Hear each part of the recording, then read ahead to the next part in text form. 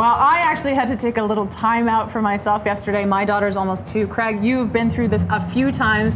Luckily for us, we have Judy Arnall here. She's a family and relationship expert. She is the author of The Last Word on Parenting Advice. We have her here this morning to help. I guess the question is, do we need help? You don't need help. Tantrums are a very normal part of childhood. They start usually when the child's 10 months and go probably till about 4 years of age. Really? That's a pretty long window, Judy. It is, but it takes kids that long. It's all related to brain development and self-control, and children need to develop the self-control to handle their frustration level. And so what is this born of?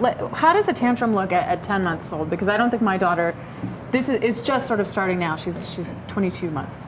Right. So yeah, it's just starting now. It depends on the child. If you have an easygoing child, it's a mild, disgruntled reaction. But if you have a high-spirited child, it can last an hour long, screaming on the floor, thrashing, crying, mostly screaming. Mostly screaming. And Craig, you have 3 daughters, so is this sounding familiar at all to you? I didn't have her, never that long though. Like 5 minutes, and then they kind of calm down. But I think boys are a little different though. They seem a little more wild and a little crazy. I'm like, whoa. So you're trying to convince yourself I can handle girls, yeah. Well, so I guess the question is, what do parents do? I mean, what is your typical advice? Well, what parents can do is try and, as they're going up, is try and prevent it. So if they're hungry, they're tired, their emotional regulation isn't going to be very good. So try and prevent them, give them food, give them rest, quietness. But as they're going up, there's a point where there's no return. So let them explode wherever it is. If you're in a public place, try and move them somewhere quiet, like a car, because you don't want all those staring eyes on you. And that's definitely part of it. We actually put this out to our viewers. I want to read you a couple of the responses we got, Judy, and see what you think. Okay. Susie said, I make sure they're somewhere they cannot hurt themselves and let them go for it. Christelle said, let them get it out of their system as long as they're safe in a secure place. Afterwards, they're totally exhausted and willing to talk. So I guess if that's a little bit of a later phase when they can actually process it somewhat. Well, it takes a while for them to use their words. So tantrums are just expressing those emotions in body language. And closer to age 4, they do have the words. Then they can tell you they're frustrated or they're angry.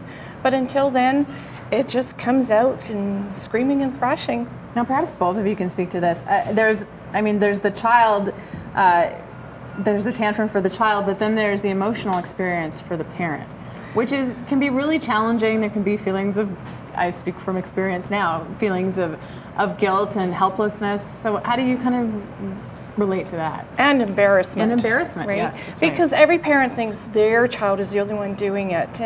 And you feel the stares of people out there, but if parents know 95% of all toddlers throw tantrums, and it's a normal part of development and growing in childhood, then try to just not feel guilty or embarrassed. Just feel confident, stay calm yourself. That's the most important thing. Now I want to take just a quick flip through this book, because I think this is the last word on parenting advice. So as you can see, most of the pages here are blank, except for this page right here. And so you are the best person in the world for your child. Trust yourself. You know what is right for you, your children, and your family. That's really important. Craig, what does that say to you? Oh, I definitely agree. I mean, it's not as complicated as everybody makes it either. Yes. You know, you just do what's best, and that you try your best. Most parents know what to do. Yeah, it just comes natural. Sometimes you're not so happy, but... That's great advice. The last word on parenting advice. Judy Arnall, thank you so much for being here today. Thank you. And we do have the last word on weather coming up after the break. Andy will be with us. It's 8:48. You're watching BT, and we'll be right back.